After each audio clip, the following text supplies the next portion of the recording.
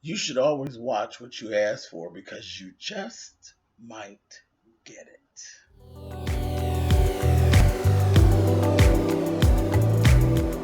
And I'm like, come on through, Cookie. I'm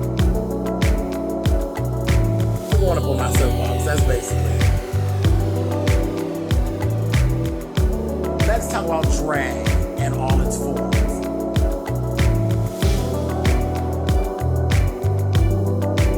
What, Cookie?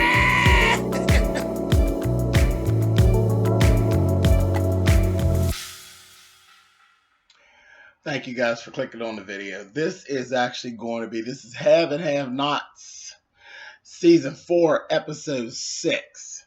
Like I said, you should watch what you asked for because you just might get it. And in this episode, everybody was getting what they've asked for throughout this season and last season and previous seasons. But I'm not sure that everybody was ready for what the fuck they got. But they was getting what they asked for. We start off. We got HAHN and then took the baby and then took off. Her ass went running from the bus stop. She ran with the baby all the way to the hospital.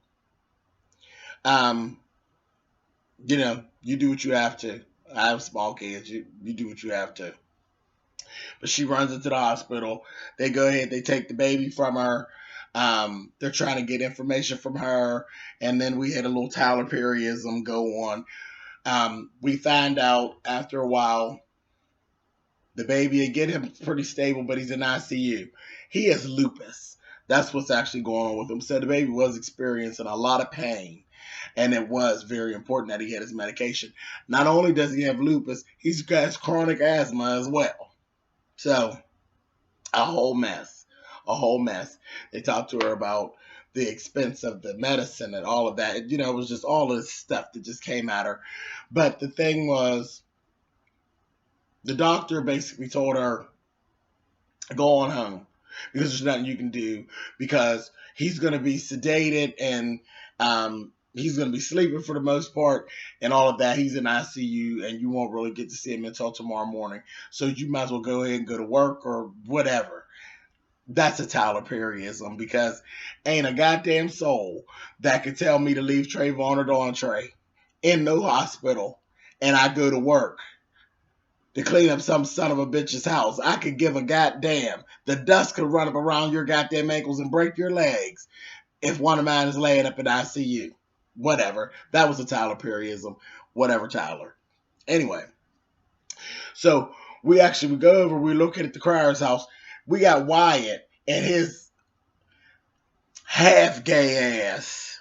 Because that's, you know, I swear, Wyatt is more gay than Jeffrey, okay? He's in there, he's bouncing himself around, and he's filling his Tom Cruise, baby. I was waiting here, da-na-na-na-na-na. He was cutting up, carrying on, jumping all over the place, and laying all over Wyatt and all over Jeffrey and carrying on. I was like, oh, he irritates the fuck out of me. So he's going on. Jeffrey's steadily being a thorn in his side, telling him, you know, how he doesn't need to have this money because he doesn't know how to control himself and on, you know, the normal shit. Then Wyatt, he talks shit to Jeffrey as usual. Jeffrey, I don't understand. I just don't get it. I just don't understand you. Stupid. He talked shit to him, told him our friendship would be so much better if you would just stop it. He's like, stop what? Stop wanting me to love you back. You know, I mean, just the way he talks to Jeffrey, I would punch Wyatt's face so far into the back of his motherfucking head that no one would love him anymore. Trust me. I mean, there just comes a point in time, you know, because it's not, I mean, yeah, he does love him. Yeah, he's kind of in love with him, but it's more of an infatuation than anything else because there's nothing in return. So, you know, it's just ridiculous. It's ridiculous. And at what point do you say it's enough? Damn. I mean, I deserve not to be dogged out. He literally dogs Jeffrey out. You know, treats him like he's a clown. Ridiculous. Jeffrey ends up saying, I'm out of here. I'm leaving. I'm going to go to the hotel. He's showing off because Jennifer had then called the DA saying that everything went through. whatever. So he's going to get the money. Oh, he's going to buy this big expensive car. Then he tells Jeffrey, let's go down to Brazil. This, that, thing, and the other. And, oh, the women in Brazil, blah, blah, blah. And Jeffrey's like, I'm not going nowhere with you. This is all just crazy. This, that. Oh, you don't want to go because we're not going where the boys are. Now you're being funny and making fun. Now, Jeffrey's better than me. Because let me tell you, I would take my ass to Brazil on that motherfucker's dime. And not only do they have some boys in Brazil, the boys in Brazil are motherfucking lovely. So trust me, I would make his life so goddamn miserable because I get off that goddamn plane and we get to see exactly why it is, because Jeffrey can get anybody he wants. And trust me, in Brazil, the dicks would be aplenty. Okay? Stop your playing. He's ridiculous. And he is. He's very irritating. It's hard to watch just to see somebody just misuse a person like that just because they can. Ain't nobody got time for that shit. Anyway, Jeffrey ends up leaving. Ends up catching the cab over to Candace's house. Okay? Goes to Candace's. This was kind of stupid, but he goes there, runs into the nebby old bitch across the street. He's getting out the cab. He doesn't have his keys to his car. They're somewhere in Candace's house.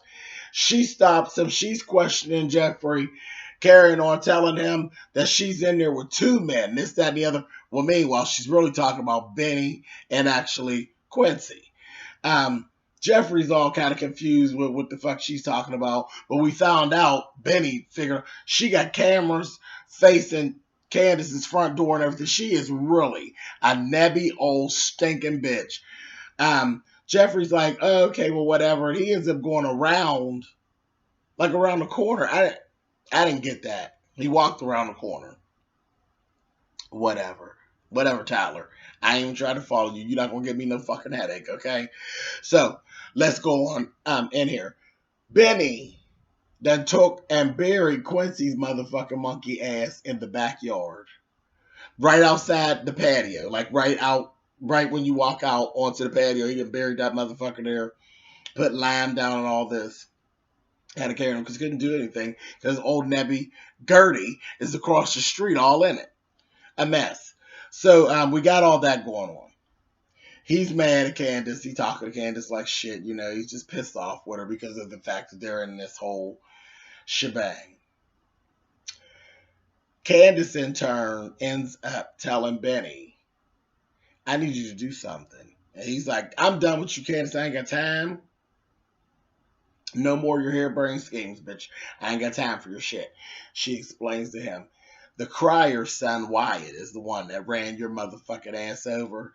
He's the one that gave you front tire, back tire. So what you're going to do, you dumb son of a bitch, is you're going to sue him for pain and suffering, and you're going to end up with millions. Now, of course, this is going to be her way to get herself out of the issue with fucking Ward, his crazy ass. She didn't tell all that to Benny, okay? So, Candace, she got Benny's best interest at heart a little bit, but it's more about her. So, whatever. But she's exactly right. He fucked him up. He deserves to be paid for it. He fucked him up. Carr let him have it. So, whatever. Okay, so fuck them. Let's go to David and Veronica. David brings his ass back to the jail to see Veronica. He's asking this evil whore, where do you live? Because he doesn't know where she lives. This, that, thing, and the other. He's going on. This bitch is going back and forth. She going all around the world. He's trying not to tell her, bitch, there's a head out on you, bitch. Soon as you step out of jail, somebody gonna hit your bald-headed ass with a motherfucking hot one, bitch. He's trying to keep it cute with her and don't say it within those walls. She going on and on and on and carrying on, and it's all about, oh, Maggie Day this, Maggie Day that. It ain't got shit to do with Maggie, bitch. He's trying to keep you from having a bullet splitting your motherfucking head to the white meat. And you talking crazy. Then she makes the fatal mistake. She the first motherfucker to get exactly what they asked for. She literally tells him, oh, whatever, something about Maggie, you're enjoying your time spending with Maggie and this, that, and the other, and going on and on, and kept going till she pissed him off. and going throw in his face about the fact that she was on her knees and carrying on, that she been, munching and crunching on deck. She will throw that in his face with that old mean ass shit. She got just what she wanted. You pushed and you pushed and you pushed and you pushed, and she got just what she wanted. And I'm gonna get back to that. I'm gonna get back to that. Y'all just hold that thought. And I'm gonna tell you about that fine ass goddamn David and what he did next. Okay, so just hold on to that. Let's see. War. That goddamn war done broke into Candace's house while she's in the shower. He come up in there threatening, because I didn't just learn that I just don't care for him at all. He's creepy. He's mean as fuck. He's crazy as shit. And he's very demeaning to her. And he's kind of sadistic and freaky to me. But anyway, he's going on telling her about, he's all in his feelings and shit about her lying to him and whatever. Basically reiterating that he's going to kill her in a week if he ain't got his money and all that. And she tells him, Benny going to get millions, blah, blah, blah. Yeah. No, bitch, I gave you a week and I'm going to do you. She's like, I'm not going to be able to get the money in a week. He's like, and I'm going to do you. He said, you're going to try to run and everything. He said, I know you. You're going to run. He said, but when you do, I'm going to kill your brother. She's like, you know what? Or like, seriously, we grew up together, and this, that thing, the other. And he's like, bitch, you lied. You mean nothing to me now. And she's like, you just turn on me like that. He's like, you know me. And I don't make promises that I don't keep. And I'm just like, really? Really, War? Yes, I understand you've been through a lot of shit with her. I understand all that. But meanwhile, you've been sampling her pussy the whole time that you've been doing this. You've been fucking her since God knows when. Probably the first person that fucked her. She got molested first. But after that, he probably made good on the deal and was sampling her pussy ever since then. So, no, I don't like that motherfucker. He got issues. He cute though, but he got a lot of issues and he's creepy as a motherfucker. Anyway, so he's going on and he's slinking around there. He real, I don't know, just real slimy and dirty old manish. But he gonna ask her, yeah, I'm gonna miss that sweet ass though. This, that, the other. Y'all looking at her like you want to eat her up, literally and figuratively. And he said, what was you doing in that bathroom? She said, I was taking a shower. He said, you're going to take another one because I want to watch you. I said, oh, here we go with the bullshit. See, I don't understand. I'd be killed because my attitude is too bad. That goddamn Capricorn jump up out my ass and tell him, motherfucker, make good on your promise. Kill me, but you're not going to keep on getting pussy, threatening, and coming too. We ain't doing all that. That's crazy. You're not going to just do me like that. Fuck that. You might as well fuck me on up. Fuck out of here. So he's pissing me off. So he got her, took her all up in the bathroom. Now you got to fuck this weirdo. Oh. I don't like that motherfucking War. Shit. I don't like him. Even old crazy ass Q, at least Q, Q was crazy, but Q, yeah. That Q, honey. But anyway, they fucked Q up, put him in the backyard. Anyhow, so we got all that going on. So again, Candace, you didn't ask for it, and now you got it. You played around with the devil, and now you got a pitchfork up your ass. Anyway, so we got that going on. Okay, so here go the good shit right here. Now here's what I was really talking about, motherfucker that watch what you asked for. So David goes on back to the hotel. David's pissed and he's all distraught. And when he comes in, of course, him and Maggie have the rooms that are attached and everything. And he goes over there to Maggie's room, and Maggie's going right into her explanation. And David, I'm so sorry, but I had to do it, and all that good shit. And he cut that bitch off and told that motherfucking Maggie, take your clothes off. And Maggie was as shocked as I was. I said, what? He told her to take her motherfucking clothes off. Maggie said, "Oh, okay, nigga." Maggie got to take his shit off. It wouldn't come off fast enough. And he grabbed Maggie and he motherfucking ravaged Maggie. And I said, "Yeah, Maggie, bitch, shit." Now I know, hey, look, don't judge me. I already told you there. I got a sweet spot for a couple people on the show. That motherfucking Crazy Quincy, that goddamn Jeffrey, and Jeffrey's motherfucking daddy. Don't judge me. Whatever. But David went over there, and when I tell you he took and beat the fucking brakes off of Maggie's ass, I said, yes, God, honey. Maggie got exactly what she asked for, honey. He gave it to her. You understand me? I said, see, Veronica, bitch, you done played and played and played and carried on. And you done blamed him on, doing things with Maggie. And that man ain't touched Maggie. But guess what? Maggie's juices was running and flowing heavily, bitch, while you was down at the jailhouse. Because of you and your mouth and your bullshit. You pushed it, you pushed it, you pushed it, you asked until you finally got it.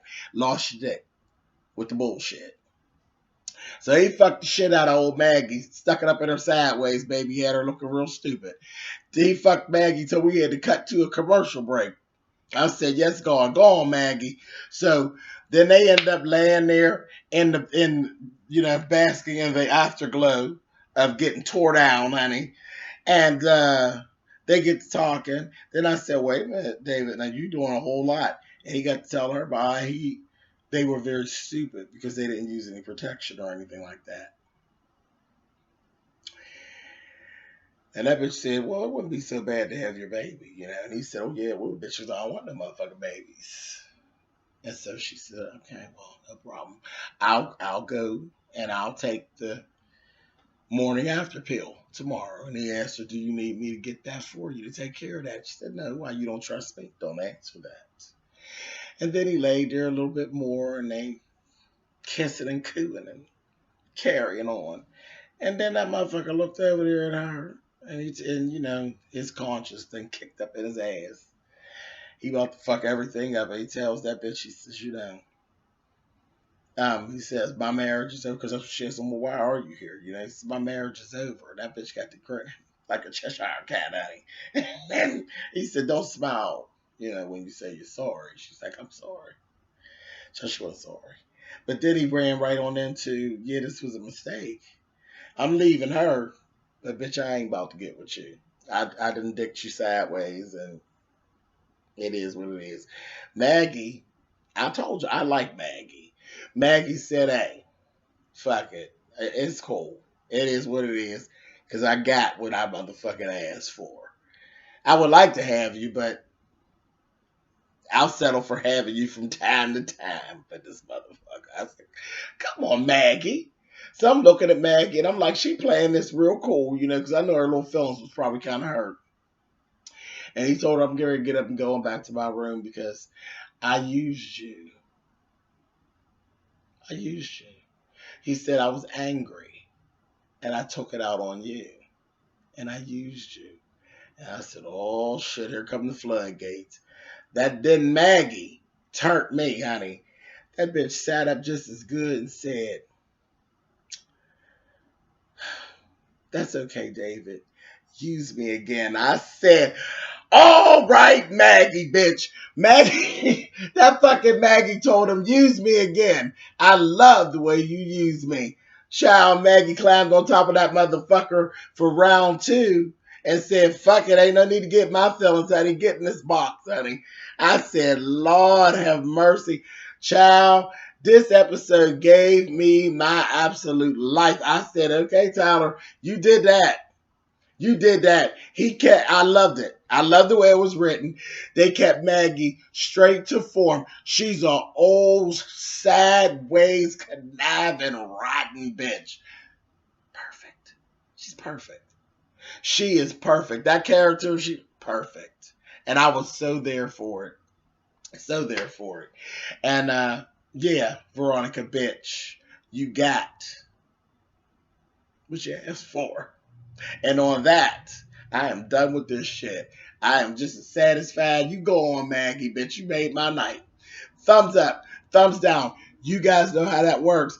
I will definitely see you guys next week for the next episode of the Have and the Have Nots. This was good shit. Tyler did a good job this time. All right, y'all. Bye.